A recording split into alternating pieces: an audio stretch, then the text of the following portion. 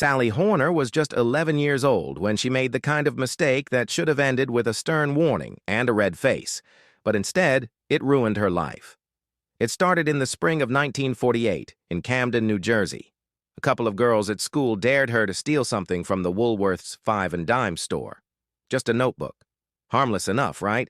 Sally wanted to prove herself, to feel a little braver than she was, so she slipped the notebook into her bag and headed for the exit.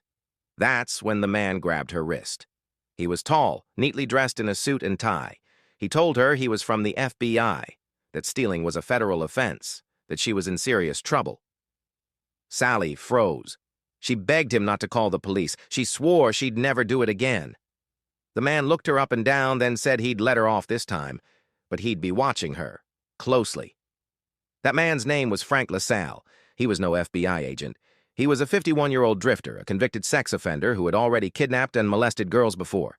He saw something in Sally that day, an opportunity, and he played the long game. A few days later, he showed up at Sally's house. Her mother answered the door. Frank introduced himself as Mr. Warner, a government worker offering Sally a spot in a special program for promising students, a kind of summer field trip to Atlantic City. Sally's mother was cautious, but Frank was charming, respectful, confident. She had no reason not to believe him, so she said yes. And with that, Sally Horner left her home. She never came back. What followed was a nightmare that stretched nearly 2 years. Frank took Sally across state lines from New Jersey to Delaware, Maryland, Texas, and eventually California.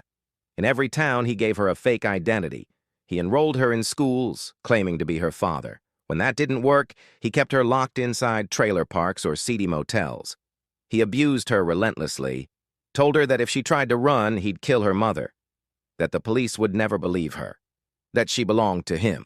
Sally, just a child, believed him. Don't forget to like, subscribe, and hit the bell so you never miss a new story.